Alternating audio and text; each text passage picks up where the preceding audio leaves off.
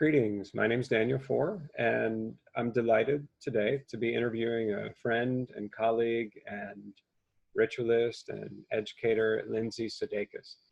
Lindsay is a practitioner of Catholicism and Catholic mystical traditions. She's also steeped in earth-honoring wisdoms and has a tradition of scholar activism. And Lindsay's lived for 6 years as a Catholic nun in Italy with 54 nuns from 16 different cultures, learned Spanish and Italian during that time. She has a master's in liberal studies and is steeped in education and transformative justice, liberatory forms of education. Her ancestors of blood are from Lithuania, Poland, Ireland, England, and Germany by way of Chicago and Kansas.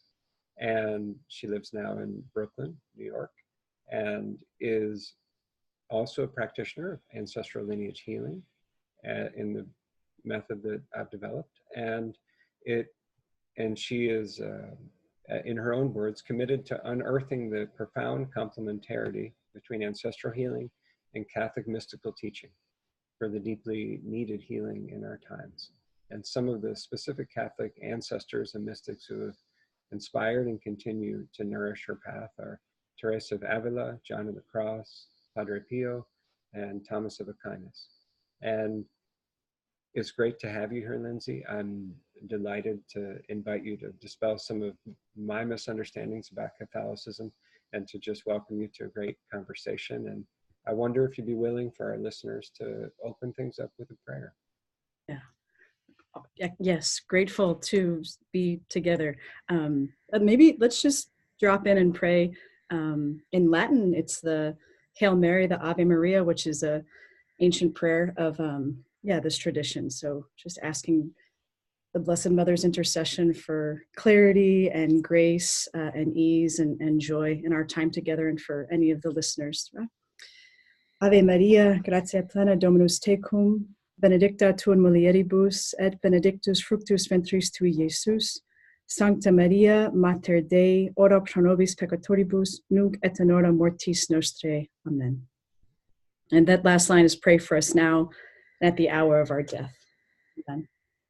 Great. Yeah. Yeah, thank you so much. And just for context, I didn't mention it. If people want to know about my background or my practice, it's ancestralmedicine.org, and I'm Daniel Foor. One of the things we have in common is an interest in religion and study of religion. So I did an undergraduate in religion, but I didn't study Christianity that much. So I'm embarrassingly uninformed in some ways. And one of the fruitful things about our connection has been your challenging my assumption that Christianity in general, including Catholicism, has a kind of aversion to ancestor reverence and ritual. It's frowned upon. And so can you help me and our listeners who might come with that assumption to dispel some of that from a Catholic perspective, from your experience? Yeah, I mean, I think I will say that when dropping in to a 3-day intensive with you, which was like about over a year ago, you shared out around those like 5 core principles that you work with. And when you were listing them, I was like, oh, noted. They were all very resonant with the Catholic mystical tradition. And so, simply as how ancestors are alive in the present, how you would say that first one, that after death, consciousness or soul continues. Yeah. It was like, okay, check, right? And then that not all the dead are equally well. No doubt. Something I actually really respect about Catholicism and Islam. Yeah. I studied Islam more. I'm like, people could stand to remember that one. But yeah. Yes, people could stand, and it's like the Catholic mystical tradition, correct? Not all the dead are equally well. And then, the dead can change. And so, in church teaching, there's something called the church militant, the church suffering, and the church triumphant, which refers to the church on earth, the folks who, church militant is like folks who are fighting the good fight, singing the new song. The church suffering would be those who have breathed their last, but are in a moment of purgation, to be able to transition fully to become well-seated ancestors. And then the church triumphant are well-seated ancestors slash the cloud of witnesses slash those are two ways that or the communion of saints also is the jargon or the languaging that Catholics would use. So I was like, yeah, and the dead and then the fourth one that you list, right? How the dead can impact the living, have impact on the living. That I love when you use that example of a tree, like the roots, the branch, impact the branches. It's like, yes, we concur. And that actually the impact, there can be communication between the two realms. So in the Catholic Church, the entire month of November, for example, is dedicated to praying for the dead in a very intentional and explicit way. And in every holy sacrifice of the Mass, the dead are prayed for in a specific way. Before meals, may the souls of the faithful departed through the mercy of God rest in peace. So I think that's where I would begin with the complementarity between the two and dispelling kind of some of the myths. It's great. Yeah. Kind of checkmated on it. The imprint I have received may be more from a modern American, certain kind of evangelical Protestant, different angle of Christianity that has at times a literalism or a really reductionistic kind of vibe to it. So help me to know, in this communicating to the dead, through prayers or through gratitude or different, demographics among the dead, those who are, you said the suffering and the triumphant. So recognizing different states of wellness among the dead. Mm-hmm. Is it normal for Catholics to receive a communication back? How about that? Does a communication come back as well? Well, I think what I would say is that certainly a communication comes back when you think about ancestors of path, right? Like what Catholics would call the saints. Mm-hmm. So there's a lot of dialogue and deep communication to and an actual dialogue with Teresa of Avila or John of the Cross or Thomas Aquinas, that many Catholics have very profound devotions to those well-seated ancestors. And so one of the things that I'm curious about unearthing is saying, well, if we can be in dialogue, open dialogue and relationship with those well-seated ancestors, what about also being in dialogue with the blood and bones of our bones, who are also invited to be part of the cloud of witnesses and well-seated ancestors, which is the church teaching, full stop, that each of us is invited into living a life of divine intimacy and divine love here, and then we'll continue on through after we die. And so it is present in the church, and what I'm saying and trying to bring to is saying, well, let's have it be present even with our blood ancestors, that it can be real there. Is it the view that if folks are not Catholic during life, that they would not have an experience of, if it works, let me move out of the way that heaven and hell can get used so many different ways, but to say among the triumphant among the dead or the well-seated ancestors, that is it I don't know if you'd say mainstream kind of view that one needs to achieve that wellness through being Catholic only? That's the only pathway by which to achieve it? No, I mean, and actually even just the most recent ecumenical council in the Catholic Church was Vatican II, which I'm sure have heard about, was from 1962 to 1965. And in that council, the word ecumenical meaning to bring together, and what can be both interreligious about the council and meeting all faith traditions where they're at. A big part of it was the fact that it's not only folks who identify as Catholic, who are admitted in, if you will, to the church triumphant, or who can become well-seated ancestors, but by virtue of anyone's desire, people of goodwill is the language in the Holy Mass also, and from the Council of Vatican II, that folks of goodwill and who have desire to be of service and to be of love divine, that is the access. That's the part that matters. Yeah. Is it fair in my attempt to bridge out of different kinds of misunderstanding to equate heaven, if you will, with the church triumphant, of a state of a post-mortem state of wellness, I guess.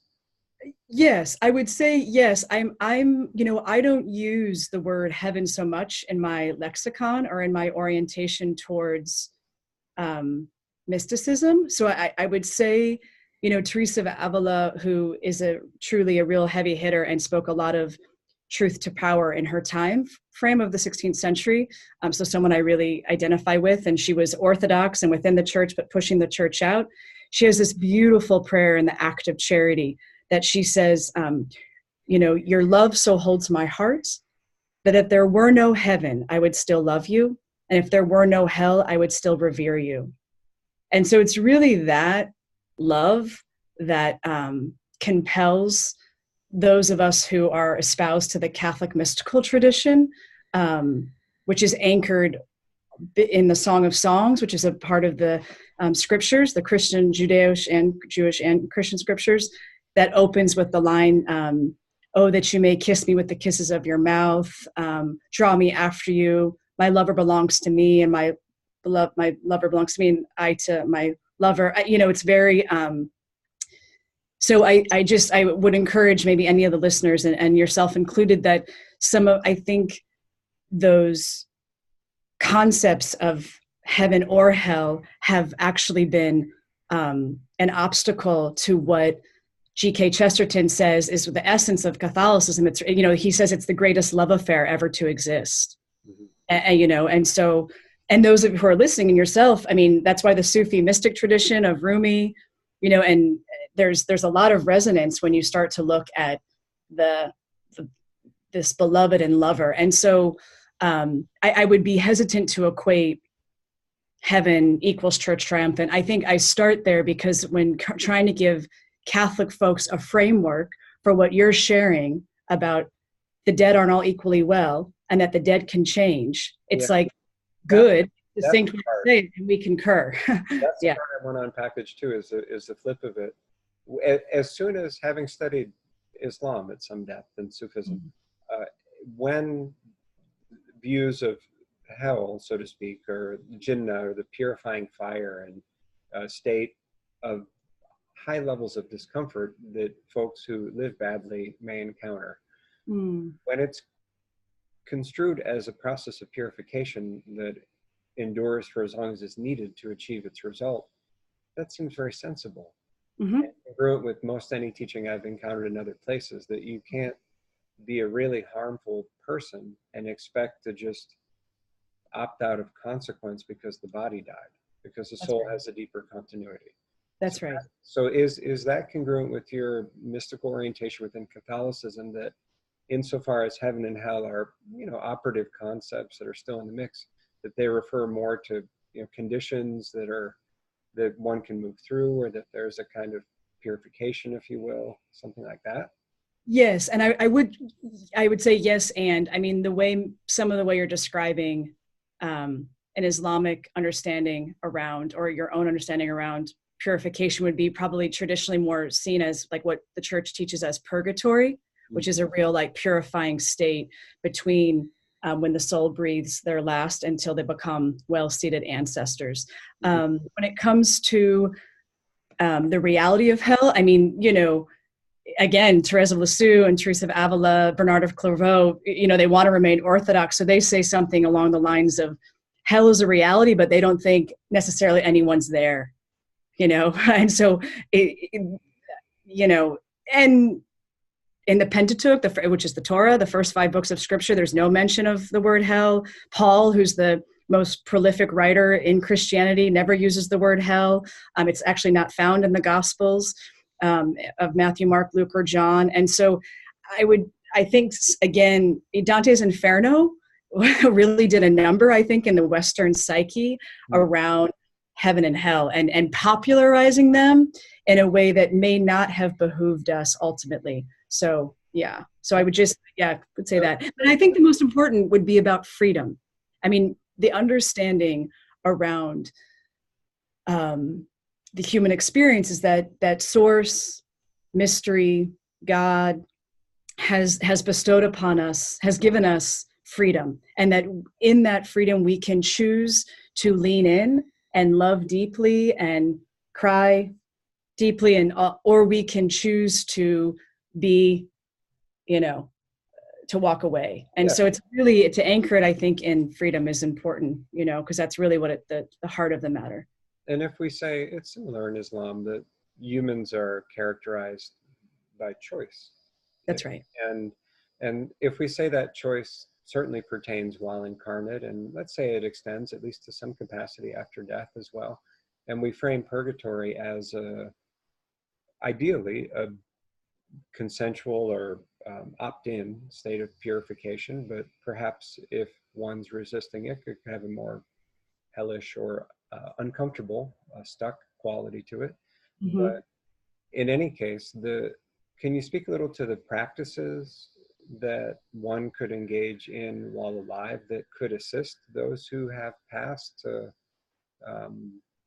we can't do another's work for them, and yet we're all profoundly connected. And Right. are there practices to assist those in purgatory? Oh yeah, absolutely. I mean, first and foremost, you know, in Holy Mass, kind of the full name is called the Holy Sacrifice of the Mass, or also called the Wedding Feast of the Lamb.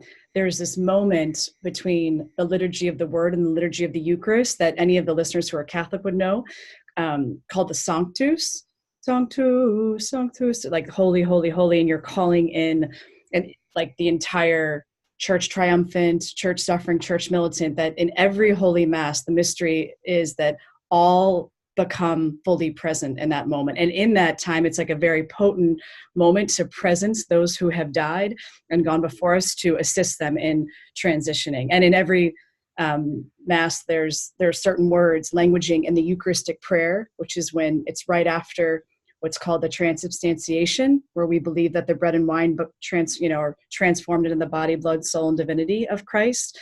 After that moment, there's a moment where the priest prays in persona Christi, in the person of Christ, for those who have died specifically, and emphasis on the church suffering. And when the priest is praying that, you know, it's not just him praying it, we're invited in to be full, wholehearted participants in that, which is another big part of Vatican II, that it's not just like the priest is out there doing it on behalf of us, that we really are being invited in to full participation in that prayer. And so that's a very potent time to pray for them. Also, this prayer that's traditionally before meals and after meals, just that's very simply, may the souls of the departed through the mercy of God rest in peace, and calling those to mind and heart. Also, like praying candles, votive offerings in different, in all the Catholic churches you walk into, there's always something to, a shrine to the Blessed Mother, a shrine to Saint Joseph. Saint Joseph's the patron saint of a holy death.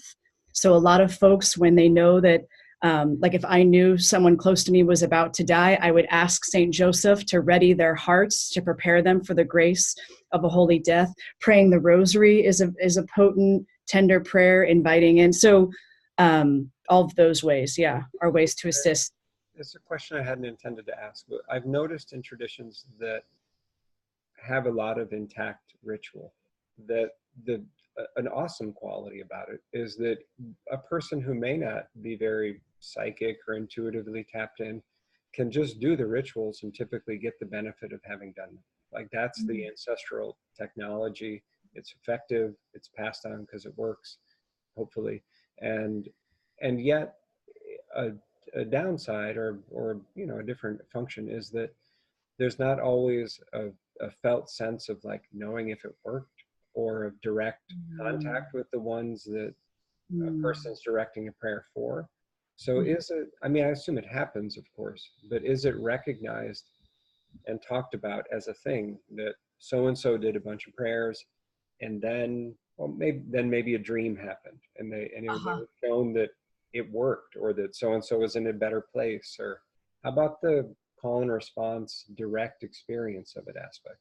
Yes, it's a great question and a great thing to bring up, for sure, because I think something I have noticed when stumbling upon this work is that the technology you've come up with and been inspired to come up with, and the Catholic mystical tradition, I think when you put those together, there's a way that you start to really sense in and lean into like the echo back of like, oh, wow, there's really something happening here. So sometimes when you and I've talked before, maybe Catholic folk are a little like, whoa, treading lightly. Like, what do you mean I'm going to like talk to the dead and get my people well? Like easy, right. The practices are precisely. What are you doing? You're precisely. Yeah. Wait, say it again. But the practice what? The practices are intending to contact them. So you're just opening up the little veil on what you're already doing. I think, no? Exactly, which is why when stumbling upon this work, I thought people are like, what brought you to the work? I'm like, oh, life, period. Because it's so connected. So I think that the modality, well, I just make sense is that it's a way I have, my heart was already so prepared in a way because of these different practices I've had. And I've, for the last 20 years of being a like full throttle, like hardcore Catholic, with levity and all the things, that when stumbling upon this, I'm like, oh, wow, there's this whole other way to communicate and to be in dialogue and to be in more active relationship to receive kind of that echo back, that, and so the church's teaching around, we're all called to be saints, which is a big part of the universal call to holiness, from Matthew 25:14, we're all called to be in this intimate union with God.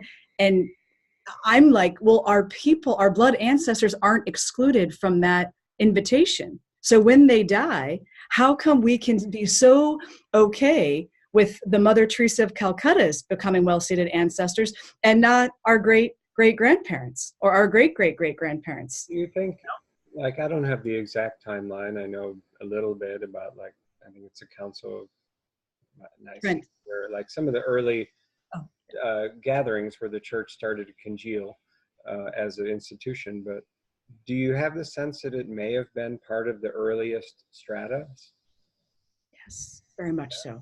And you're correct. It's the Council of Nicaea in the 4th century. Respect, Daniel. That's good. Yeah, which is where that's why we call it the Nicene Creed that we pray in Holy Mass, which echoes back from that council. But yes, because when you look at, when Yeshua was living, the Hebrew pronunciation of his name in Palestine in that era, he had an animist way of living. I mean, of course the rivers were alive, and of course the trees were alive, and of course the animals were the sustenance. I mean, it wasn't anthropocentric when he was living it. He wasn't, and there was an inherent and organic connectedness with all that is. That was how the rhythms of his life, even as he prayed the Psalms so often as a Hebrew man, the Psalms speak to this animist reality of the rivers and the trees and the stones and the, so. Like so much of that, there's a risk I'm seeing, and I participated in perhaps of blaming sort of the dominant paradigm and equating that with Christianity, which is fair and not fair. And seeing that, for example, in the United States, if someone says, oh, I'm praying, I'm talking to God, I'm expressing myself, people are going to be like, all right, they're being religious. But if someone's saying, well, God's talking to me, or like I'm getting a message back, or people could be seen as talking to their ancestors, and people might think that's a little strange, but when they start talking back, when you're getting hugged back by the trees. Very normal to me, but it crosses a unspoken line culturally and moves into a kind of intimacy and relating that I think has been, shamed and judged by a lot of forces, not only by Catholicism. And so I imagine, just from talking with you, my impression is that the teachings both support very explicitly that kind of communion with the different powers, with caution, recognition that not all powers are safe or wise or loving. And also the culture in which the tradition's operating has taken on some of that, I would say superstition, but like caution around the direct contact as well. Agreed. Yeah. And I think that the longing for communion and to be in connection that is so palpable in today's, in like this current moment, can be so deeply found by the sensing into the earth and the soil beneath our feet, and sensing in between the plant life that is around us, and having moments of warm eyes, and dropping in with the God of one's understanding. And that all of those dimensions, life, mystery, God is communicating back to us for sure. And even, I mean, the creation story, right? That it was good, and it was good. I mean, all those days, what source, what God created, all was good. I mean, and humans didn't come on the scene. The Sister Elia Delio, who's an incredible, theologian and scientist and Catholic nun in her 60s, and entered Catholic, the convent when she was much older. But she talks about how, if you think about the Big Bang, from that moment, humans would not be, if it wasn't a 24-hour day, humans didn't come on the scene until 11:59 p.m. and the 59th second. Like, people, we have got to like drop into some deep time, like widen our hearts and widen this kind of, and so I say that because for my understanding is that for 23 hours and 59 minutes and 59 seconds, there's been lots of dialoguing and living and cosmic experience that's full and that's amazing, and that we get to be a part of that wider web and that wider tapestry, and none of what I'm sharing is opposed to what is to the Catholic mystical tradition. It's like complementary, and I think I wonder, when you said something before about kind of the blame that Christianity gets, or whatever the dominant paradigm might be, I think we just have a tendency to make things so binary, and really, if we can see more the both and of two different opposing teachings, or to see the both and, where's the common. Let's circle back to the extending of care to those who have passed but are not yet in the church triumphant, not yet in just a state of wellness and love and connectedness. Right. Typically because they're continuing an extension of the suffering or the poor choices they made during life, or whatever it might be. Mm-hmm. I want to explore the tension between love and pushiness. Christianity, generally speaking, doesn't have a monopoly on this, but has a bad track record with consent, having been co-opted by Roman Empire, Holy Roman Empire, and colonialism in the Americas, and both fueling and used to justify, and kind of all mixed up in very harsh, coercive, proselytizing, pushy, empire building things, which are large systemic consent violations. And the tradition is, if Christianity has a strong suit, it's love and devotion. Mm-hmm. One of the strong suits. And so when people hear praying for the troubled dead, it can trigger that making some pushing for forcing wellness onto one's suffering in a way that isn't actually welcome, or it's not connective, it's not relational.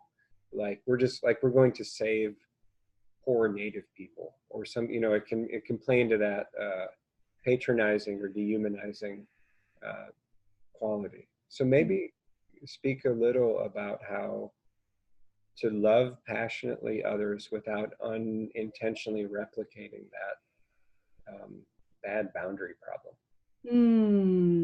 Amen. I think that one of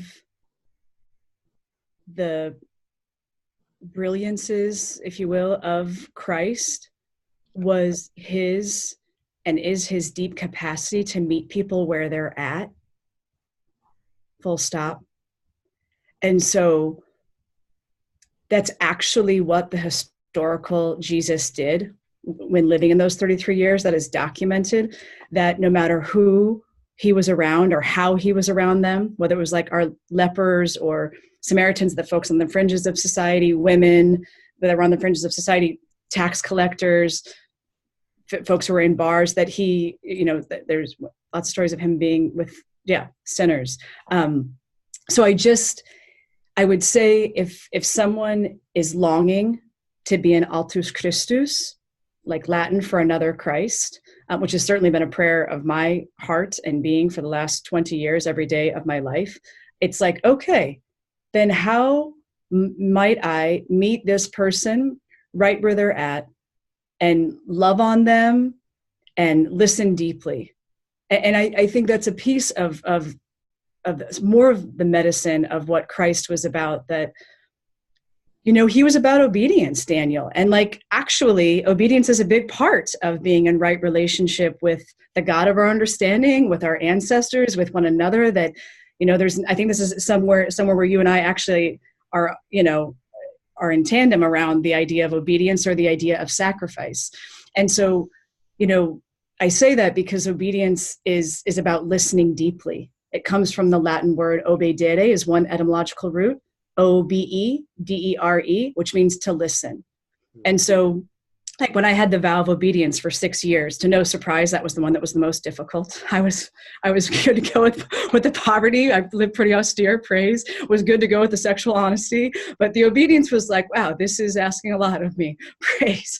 But when I learned, when I could drop in more, that it's really about listening deeply to like what's in the field and who's before me and how they're before me, and listen the whispers of my heart. And that's, I think, what he was about. And I think because Christ could listen deeply and be obedient in that way, he could meet people where they're at in a way that was like graceful and easeful and stern at times. I mean, but the only time he's stern is when is to the Pharisees, who like had dotted all their I's and crossed all their T's and had it all figured out. It's like the only time he's pissed, really. It's like, it's hysterical. So like, if any of those who are listening, you know, if they think that they have it all figured out when it comes to any part of church teaching or any part of doctrine, I would just invite them to sit with the Gospel of John chapter 2, for example, or, you know, invite them to identify with, some of who Christ is. So I think that's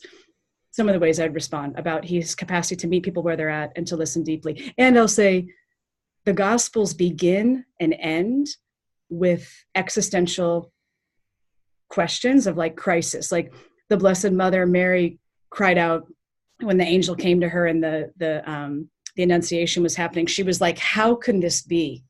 Like, that is literally what Mary cried out. How can this be? And then Christ at the end of the gospel, like, cried out from the cross, and beautiful different phrases, but one of which was, my God, why have you forsaken me? And so I think folks, if they can be in those questions instead of in the dogmatism of like knowing that this is the way it needs to go, we need to push things down people's throat, it would be like, when was the last time you asked, how can this be, to the God of your understanding or to your ancestors? Would be, I think, an invitation to the person that is dogmatic in that way. Yeah. I hear the importance of listening and making space for the other and being receptive and not too righteous. Yeah. Yeah, good. And Mary, I mean, when, you know, the receptivity, there's this beautiful Hebrew word, malchut, M-A-L-C-H-U-T, and her being a Hebrew woman, which could be defined as radical receptivity. And she prayed this prayer, the fiat mihi secundum verbum tuum, that may it be done unto me according to thy word. And I just think if we have that posture, then we don't impose, you know, and inflict harm. So like the example of our indigenous brethren, like, how can we coexist with those two traditions when Catholic folk came to U.S. soil? Instead of decimating those sacred relationships with how indigenous folks were connecting with the divine and connecting with the other than human world, why did they forge ahead in that way? You know, where was their receptivity or their listening capacity? Yeah. I'm curious to continue with this thread for a moment of the, what is this? I forget exactly how you said it, but the openness to, and the confusion, the crying out. Yeah. I know that some of the scandals around sexual abuse and misuse of institutionalized power, but especially around the sexual abuse of behaviors of some priests, has been very dominant in the headlines and been rocking the church in important and necessary ways.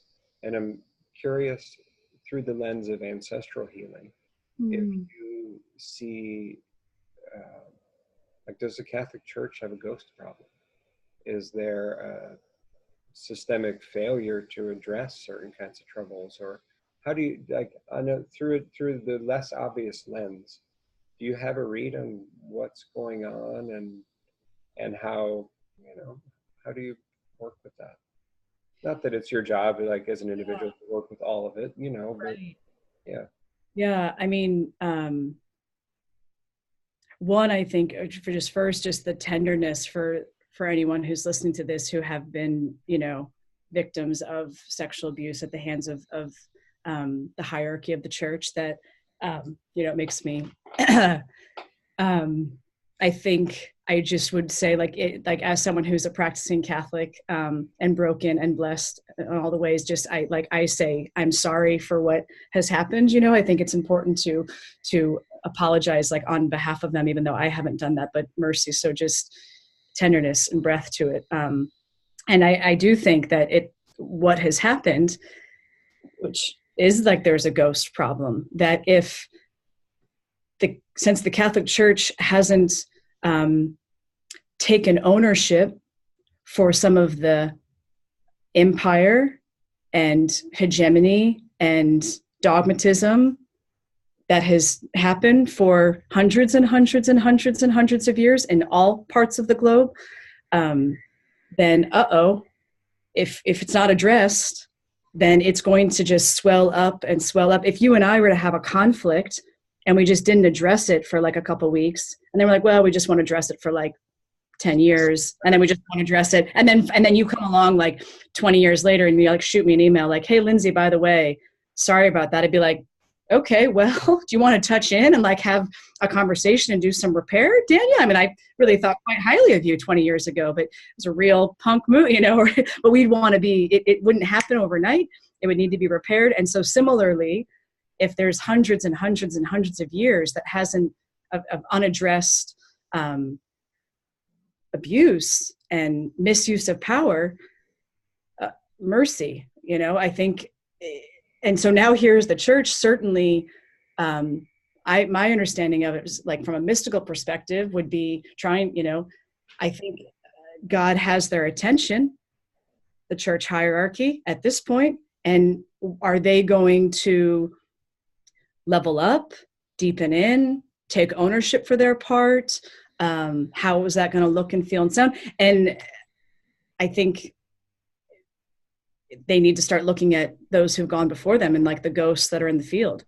I mean, even the article about exorcisms, right? I mean, why is it that exorcisms are on the uprise in the Catholic Church? Interesting that. We were talking before the interview a little about, it's a kind of segue about the memento mori, and the reminder of death.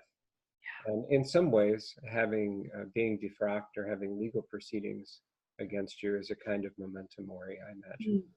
Yes. And I would be interested if you could expand into that, I guess, concept or practice. And I know it's a bridge away from some of the gravitas, but it's maybe anchoring it in the more personal sphere of, what are the benefits of holding death close, and how can that actually look in Catholic ancestor reverence here?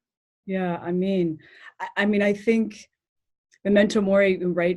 That Latin phrase meaning remember that I will die, or that one will die. Again, such a big part of the monastic tradition and mystical tradition is for folks to contemplate death, and that it's on the daily. Even some Carmelite orders, they will, like, have an image or, like, a skull in their cell in the monastery, like, so just to remember that is what will happen. I think that when one learns to die, then they can learn to live. And so having a sort of remembrance that to be like anchored in eternity is clutch. Edith Stein, who's a great mystic of the 20th century, would talk about the importance of being anchored in eternity, that we have like one foot here and one foot yonder, you know? So yeah, I was going to say something about when we die. Oh, right. Praise Mother Teresa. When, you know, those of us who go to Holy Mass every day, like daily massers, she was kind of speaking to the point of when she would participate in Holy Mass, she would do it as though it was the first time, the last time, and the only time. And I remember learning that when I was like 19 or 20. So when I would approach Holy Mass, that's how I would do it. And then I thought, wow, what if like after I receive communion and I listen to the sacred scripture, like if I live each day that way, like this is my first day, my last day, and my only day. And like how that can shift your understanding of wowee, you know, just it really brings such intentionality and compassion and joy and wonder, and makes things more right-sized, I think. And so with regard to our ancestors, I think saying this is my first day, my last day, my only day, and that knowing that we're connected to those who've gone before us and those who will come, you know, that there's like that deep time, that I'm not here in isolation, right? But when I do breathe my last,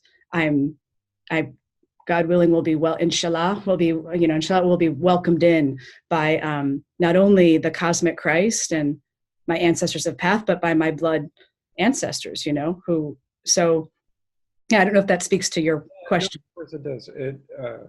Referencing again, just my greater knowledge of Islam, in some verses of Quran, there's verses about the recording angels that are inscribing the different deeds of a person's life on a tablet that one gets to read back to Allah at you could say the day of judgment or the time of death, or the day when you wake up and you decide to be accountable.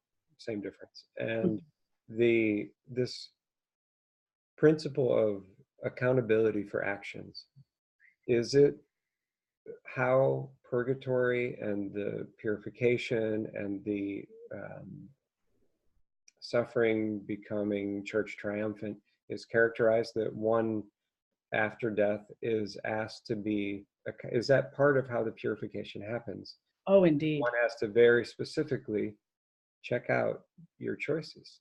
Oh, indeed. I mean, really, like, one could arguably say that the essence of Catholicism is found in Matthew 25, verses, 31 through 46, which is when Christ, you know, if you welcome the stranger and visit the imprisoned and clothe the naked and feed the hungry and satiate those who are thirsty and visit those who are sick, then you have done unto me.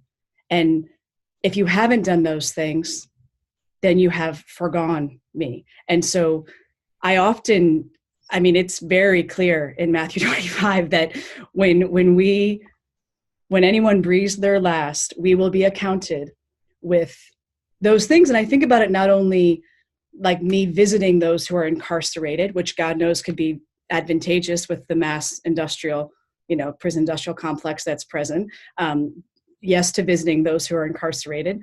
And also, what about visiting those who are incarcerated in a spiritual or emotional way, right? Or satiating the thirst of those, not only our brothers and sisters who are, right next to Penn Station that are thirsty and homeless, but our brothers and sisters who are thirsty for righteousness and for justice. And so, I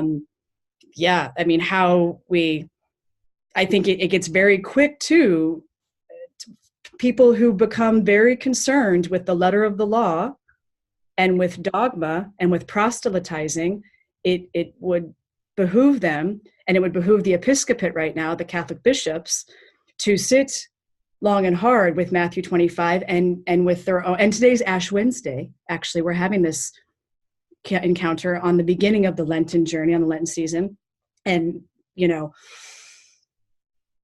how is one doing those 6 mandates, both physically and spiritually, with welcoming the stranger and etc. And John of the Cross, who is one of the greatest theologians ever to live, would say, only loving is my duty.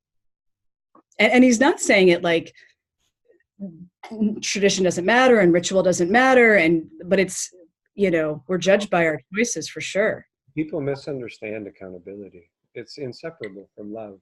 I think it's some Rumi, but it could be anyone really. Of if you want the garden, move toward the fire. If you move toward the garden, you get the fire. Like if you're only pleasure seeking, it doesn't mean you should renounce pleasure and the goodness of life. But if you want more intimacy, then choose to be accountable to others. Oh, it gives me the chills. Yes. Say more. I was sitting with a Hawaiian traditionalist in an interview, Kuma Ramsey Tom, the other day, and he was speaking about island consciousness and how if we see Earth as an island, then accountability is enforced in a sense. And it's a very common view in many indigenous cultures or just small scale communities that you can't exile another person. You can't exile aspects of self. You can't exile community members in any long-term way. And even if people behave so poorly that they are executed on purpose as a way to expedite their soul's journey or karmic ripening and to protect the community, they're then cared for ritually after their death. That there's a understanding that nobody's outside the system. That's and right. So in that way, love looks like accountability to one another. I mean, now, if it gets all legalistic and uptight, like you're saying, then it's problematic. That's not actually soul level accountability. right. But yeah, so, but they can feel a bit different until you've really sank into what is meant by accountability. Because it's scary. It's like, are people going to harm me? And many people have been really harmed even before they had words by lack of love. And so the idea that somehow this appropriate accountability or taqwa in Arabic, like the holy respect and awe and fear, that in a good way, that can come through other living humans is a tall ask when other humans have been so harmful. Right.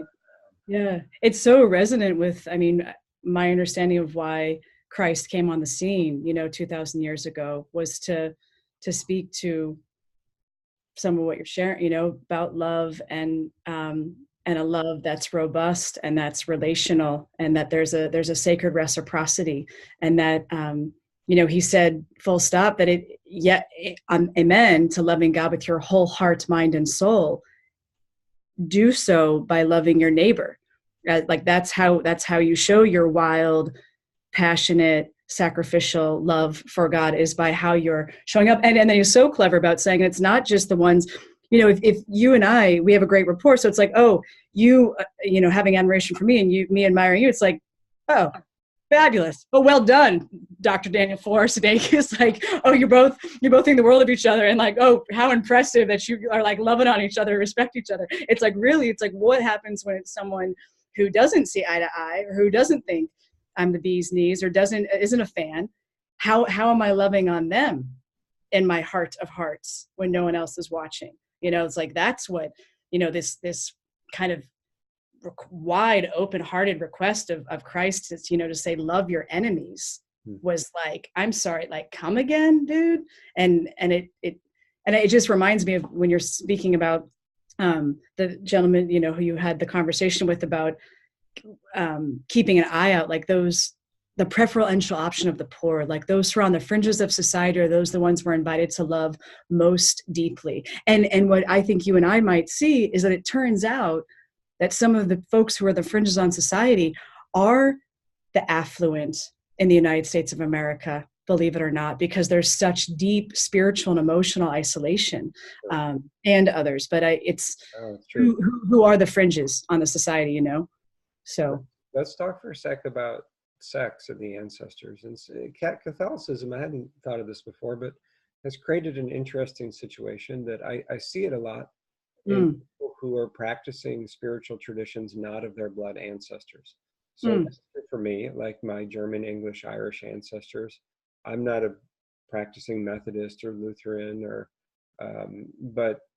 and so there's a bit of a, not a split, but a difference between my ancestors of blood and the ancestors of spiritual lineages I might participate in. Now, because there's a habit among some Catholic mystics of having presumably less sex, or at least less children, often, but not always. It seems to create structurally like a difference between ancestors of lineage, like saints, and ancestors of blood. Oh. Whereas a lot of traditions don't necessarily create that. Like a lot of indigenous traditions are like, our wake elders are also our grandfathers and grandmas, right? So the discouragement under certain conditions from having sex creates doesn't have to be a split, but a difference. And, in any case, however it gets to be there, what matters, I think, is how do people hold in their heart their love for the saints and the ancestors of tradition without seeing them as better than their ancestors of blood. Because then they're saying they're better than me. And then they're off the hook to not have to live up to those examples. Right. Yeah. Because is your sense, well, one thing I would say, I think the invitation that, let's say, Thomas Aquinas had to live a life of sexual honesty, which showed up in like celibacy and chastity, because he made that choice, it availed, he had an emotional and psychological and spiritual availability to bear fruit in a way that he may not have had he been partnered and had his own progeny in a physical way. So there is an incredible daughter crying upstairs. Yeah, right. Yeah. So I mean, the spiritual progeny of these mystics, I think, is very real, you know. And I would say that in my own, from where I'm at in my own state of life right now, that there is an availability that I have, not being married currently and not having children currently, that can avail myself to, like, there is a fecundity and a capacity to hold space in a tender, prayerful, intimate, erotic way for lots of, you know, for the people to like hold it down contemplatively and mystically. So there's that, because I wouldn't want to create like a binary that one is better than the other. Although you're right in saying that the church has said historically that maybe folks who are called to like live like Thomas Aquinas and to be celibate it's a higher state of life than if they're not. It might just be the church is like training Olympic athletes or something. I mean, it might see itself in a sense that way of like seeing people that are really selected for that calling to go for it, free up the time. Well, I want to say though, in Vatican II, it corrected this notion that, and didn't make it hierarchical, saying the invitation is to live out what it is that God's calling you to be. That's the ask, and that one is not better than the other. But I would say you do bring up a good point, though. I'm with you around why is it that some Catholic folk, who I'm in lots of conversations and dialogues with these days, I'm curious, why are they putting so much weight in the communion of saints that are canonized, and they're unwilling to go there with their own blood of blood of blood of blood of bone of bone of bone of bone, who are equally communion of saints. I mean, and I think actually if one were to go to their own people, it will only, and I'm speaking now from my lived experience, having gone to my own people, you know, in a very profound way, and in the daily now, in a reverent way, praise, it has only amplified my connection with the canonized communion of saints, you know. So say more, if you would, about how it has deepened your devotion and faith to include your ancestors of body and blood in your practice. I mean, I feel like how's that? The breath, I mean, the expanse, you know, my sense is that my blood ancestors have such a profound and beautiful investment in me living my life's, I mean, it makes me emotional, and living my life's truth and destiny, you know. And I also, of course, Teresa of Avila does, and Thomas Aquinas. And turns out, because these are my own grandmothers and grandfathers, they, as my parents, have an emotional investment in me doing what's best, you know, living my life's truth. But they all, you know, it's like that, you know, that they have like shown the path forward in such profound and easeful ways. You know, when syncing up with them, because they're so for me. I mean, they're just making it real joyful and easy in some ways, just saying, well, just keep, do this and come here, and being able to identify some of the gifts that I have aren't only gifts of the Holy Spirit, actually. Yes, they're gifts of the Holy Spirit, and turns out they're gifts of, my dad's people have an incredible amount of joie de vivre, joy for living. And since I was a kid, people have commented on that, and I've also with my father have commented on that. And it's like, I have always often attributed it to God is infinite joy, says Teresa of Los Andes, or it's the first fruit of the Holy Spirit. It's like, oh, and also it's literally in my bones for like thousands of years, so,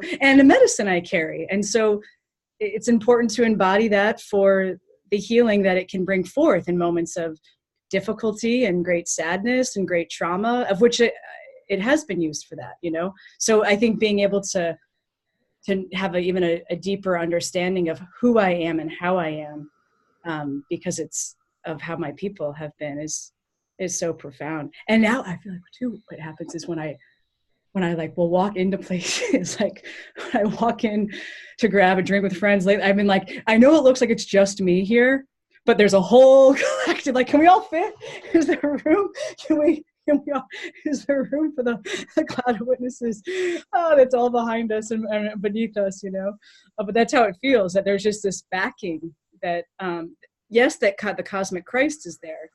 And my grandmothers and grandfathers, and by the hundreds and hundreds and hundreds. And it's like, wow, I am surely not alone. Beautiful. Yeah, I haven't asked you this, but it occurs to me in my limited knowledge of how the saints are actually related with, in a lot of places at least, they have different specializations, different particular gifts that people might call on them for. And whether it's the saints or some other aspect of tradition, are there certain deities, forces, aspects of the holy that especially look out for this domain of the human dead, or roles within community? And maybe that's a priest in general. I imagine like priests in general are expected to be at least proficient in stewarding folks to the next reality, things like that. Right. But are there priests who are specialists in assisting those in purgatory, or have, in your perception, whether or not it's named as such, that's a kind of calling or affinity that can be honored and seen and mirrored back and supported by at least Catholic mysticism, if not the Church more generally? Yes, I mean, there are certain religious orders, like the Brigidine sisters, who are dedicated in a specific way, like their charism is praying for the dead. And then certainly within the priesthood and the diaconate, and also certainly lay ministry and Catholic sisters, folks who feel called to like be part of hospice, that, and there's often people who feel even more of a affinity to praying for the souls in purgatory and praying for, so I think those affinities that people have affinities for that particularly. It's similar to how some people have a real affinity for our homeless brothers and sisters, or a deep affinity for our brothers and sisters who are incarcerated, like Sister Helen Prejean, or there are other folks who have that. And as far as powers that support folks who are dying, or the other realm would be like Saint Joseph, big time, is a big patron of those who are dying and those who have died. Also, Saint Michael the Archangel is a big presence to invoke. And I think, I mean, the Exorcist piece is, I just think of that book, The Exorcist Who Tells His Story, it was written by the chief exorcist of Rome. Maybe it came out like in early 2000s. But, priests who have that calling in particular. But I guess that would be getting into more, or there'd be like malevolent energies. Not necessarily just the troubled dead, but yeah. Yeah, Yeah. yeah. So Good. And yeah.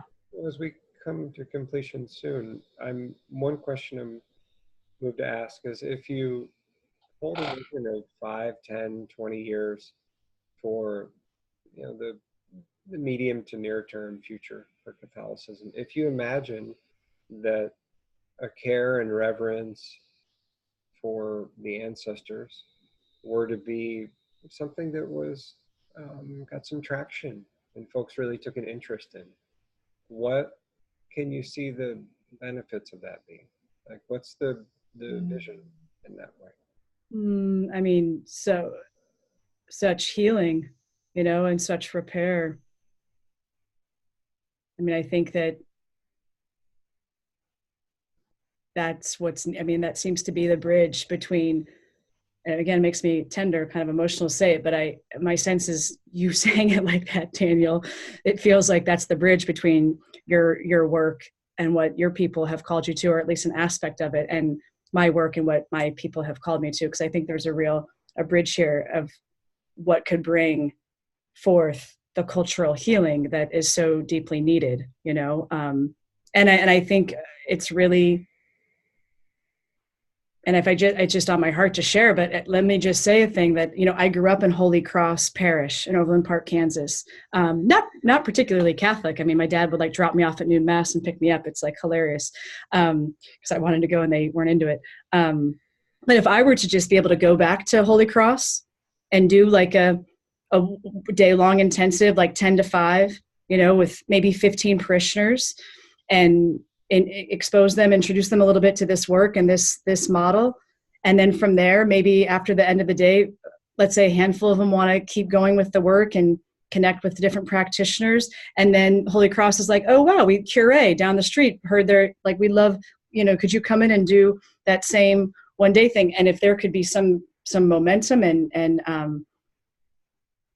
just community, like coalition building and cultivating around this way, my sense is, when people, as you've shared so often, when we get well with our own blood ancestors, everyone wins in the macro, So one person doing that impacts 5 people, 15 people, and for folks to do it who are in a tradition that is as beautiful and wonderful as Catholicism is, but as charged and traumatic and as hurtful as Catholicism has been.